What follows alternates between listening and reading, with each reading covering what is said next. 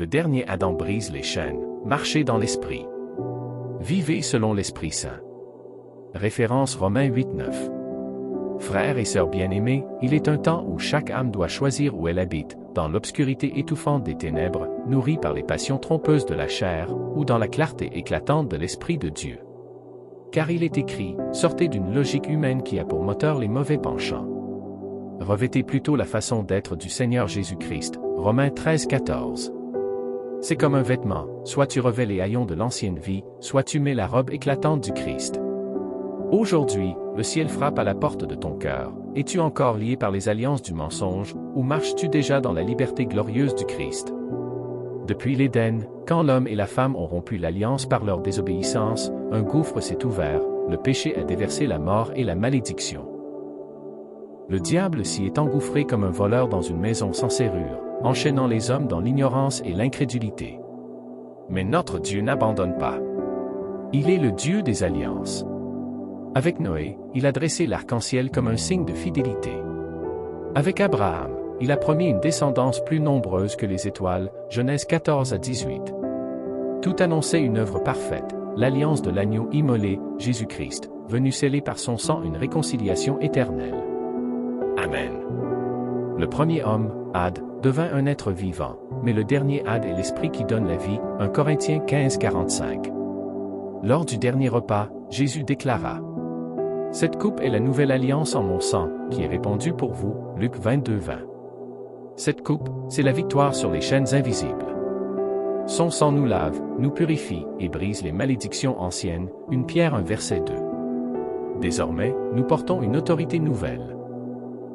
Voici, je vous ai donné le pouvoir de marcher sur toute la puissance de l'ennemi, et rien ne pourra vous nuire, Luc 10:19. Amen. Voyez la puissance de cette vérité, là où Ad et Ève ont échoué, Christ a triomphé. Ce que le serpent a dérobé, Jésus l'a restauré. Nous avons maintenant une libre entrée dans le sanctuaire par la route nouvelle et vivante, Hébreux 10:19 et 20. Amen. Frères et sœurs, la porte n'est plus fermée. Approchons-nous avec un cœur sincère, lavé et renouvelé, Hébreux 10:22. Amen. Mais attention, l'apôtre Paul nous avertit.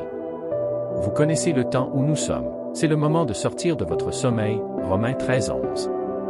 Le sommeil spirituel est comme une nuit sans fin où l'ennemi agit en silence. Mais la trompette du réveil sonne. Christ appelle son peuple à se lever. Car nous ne sommes pas seulement des croyants de nom, nous sommes des ministres de la nouvelle alliance, non de la lettre, mais de l'esprit. Car la lettre tue, mais l'esprit vivifie, 2 Corinthiens 3:6. Souvenez-vous de ces paroles. Le voleur ne vient que pour voler, tuer et détruire. Moi, je suis venu afin que les brebis aient la vie, et qu'elle l'ait en abondance, Jean 10:10. Amen. Bien-aimés, les richesses et les illusions de ce monde sont comme du sable qui glisse entre les doigts.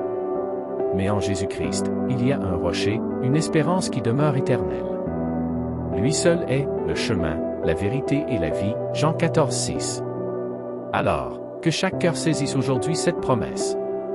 Vous qui cherchez Dieu, que votre cœur vive. Psaume 69:32. Amen. Recevons cet appel avec foi et humilité, mais vous ne vivez pas selon la logique humaine, vous vivez selon l'Esprit Saint, puisque l'Esprit de Dieu habite en vous. Romains 8:9. Lève les yeux vers celui qui t'appelle, et laisse l'Esprit écrire en toi l'histoire de la victoire. Là où régnaient les chaînes, la liberté éclatera.